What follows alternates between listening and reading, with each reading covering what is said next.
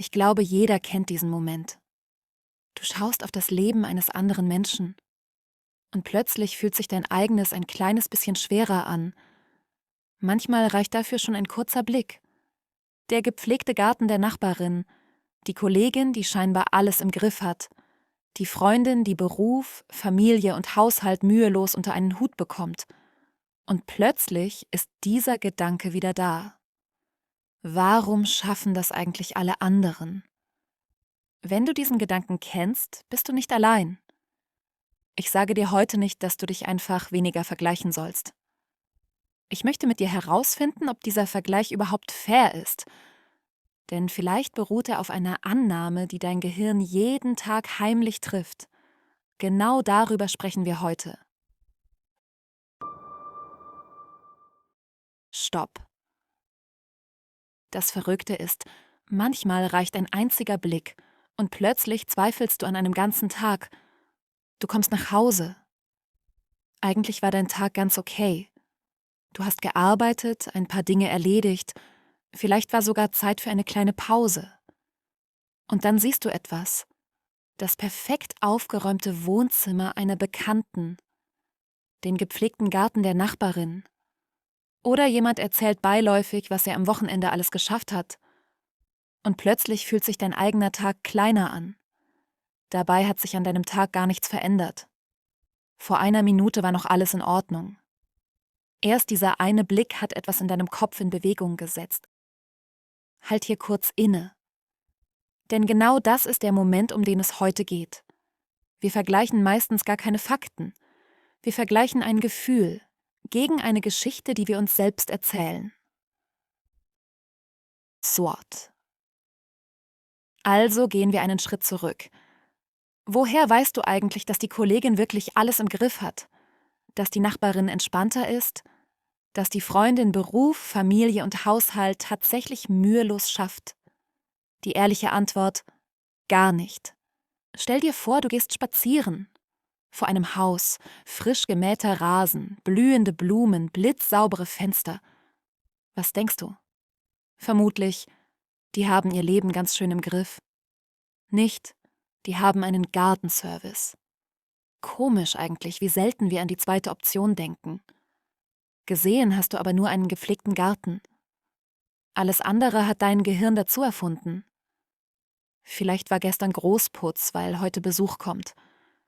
Vielleicht wurde alles, was nicht vorzeigbar war, in Windeseile ins Gästezimmer gestopft. Tür zu, fertig, Krise abgewendet. Kennst du? Ich auch. Oder die Familie kämpft gerade mit Dingen, von denen niemand etwas ahnt. Du weißt es nicht. Du hast einen winzigen Ausschnitt gesehen. Den Rest hat dein Kopf dazu gedichtet. Und das macht unser Gehirn den ganzen Tag. Es sieht ein Fragment und baut daraus eine komplette Geschichte. Die Kollegin wirkt gelassen. Die kommt mit allem klar. Jemand erzählt, dass er am Wochenende den Garten gemacht, das Auto gewaschen und noch eine Radtour geschafft hat.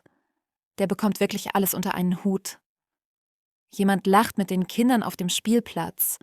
Die machen bestimmt alles richtig. Vielleicht stimmt das, vielleicht auch nicht. Der eigentliche Denkfehler ist nicht, dass wir vergleichen, sondern dass wir aus einer Vermutung ganz beiläufig eine Tatsache machen. Aber warum tut unser Gehirn das überhaupt? Ganz einfach. Es sucht Orientierung. Gäbe es keine anderen Menschen, woher wüsstest du, ob du viel schaffst, ob du ordentlich genug bist, ob du eine gute Mutter, ein guter Vater, eine gute Freundin bist? Es gäbe keinen Maßstab. Deshalb vergleicht dein Gehirn ständig, nicht um dich zu ärgern, sondern um herauszufinden, bin ich eigentlich noch normal? Nur ist unser Gehirn dabei nicht besonders objektiv.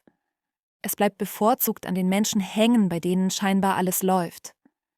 Die Kollegin, die immer gelassen wirkt, der Nachbar mit dem Prospektgarten, die Freundin mit der Wochenendbilanz, die Person, die seit 3 Wochen denselben Wäscheberg ignoriert wie du? Die fällt deinem Gehirn komischerweise nie auf, die postet ja auch nichts davon. Diesen Mechanismus konnte man sogar wissenschaftlich beobachten, noch bevor es Instagram gab, schon bei Facebook. Damals wurde plötzlich massenhaft aus dem eigenen Leben geteilt. Urlaubsfotos, Geburtstage, Das frisch renovierte Wohnzimmer, das perfekte Abendessen. Die schönen Momente eben. Niemand postet ein Foto von der Spüle, die schon wieder tropft, mit dem Titel »Mein bestes Leben«. Forscher fanden heraus, wer viel Zeit auf Facebook verbrachte, hatte häufiger den Eindruck, andere würden ein besseres, glücklicheres Leben führen. Nicht, weil es wirklich so war, sondern weil hauptsächlich die Hochglanzausschnitte sichtbar waren. Facebook hat dieses Gefühl also nicht erfunden. Es hat nur laut gemacht, was unser Gehirn sowieso ständig leise tut. Bevor wir weitermachen, wenn dich dieser Gedanke bis hierhin beschäftigt, dann lass gerne ein Like da und abonniere den Kanal, falls du es noch nicht getan hast. Das kostet dich nur ein paar Sekunden, aber es hilft mir wirklich dabei, mit Centivita weiterzumachen und noch mehr Menschen zu erreichen, denen es genauso geht wie dir gerade. Stepp. Und jetzt drehen wir den Spieß mal um. Stell dir vor, jemand beobachtet dich. Eine Kollegin, eine Nachbarin, jemand, den du kaum kennst.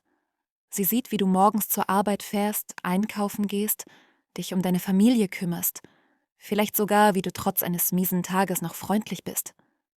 Und denkt vielleicht, ich weiß gar nicht, wie sie das alles schafft. Dabei kennst du dein Leben von innen. Den Wäschekorb, die Müdigkeit, die Zweifel, die To-Do-Liste, die nie kürzer wird. All das sieht diese Person nicht.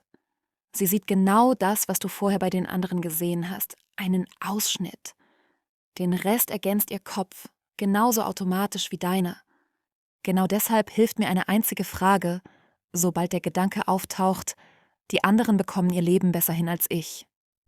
Woher weiß ich das eigentlich? Und die ehrliche Antwort lautet fast immer, gar nicht. Ich kenne mein Leben von hinter den Kulissen. Von den anderen sehe ich meistens nur die Bühne. Vor einigen Jahren habe ich meinen Arbeitsplatz gewechselt. Eine Kollegin hat meine Aufgaben übernommen. Irgendwann trafen wir uns zufällig wieder und sie sagte einen Satz, den ich bis heute nicht vergessen habe. Ich habe mich damals oft gefragt, wie du das alles geschafft hast. Ich musste erst mal lachen. Denn während sie dachte, ich hätte alles im Griff, hatte ich selbst das Gefühl, ständig hinterherzulaufen. Nicht schnell genug, nicht organisiert genug, nicht gut genug.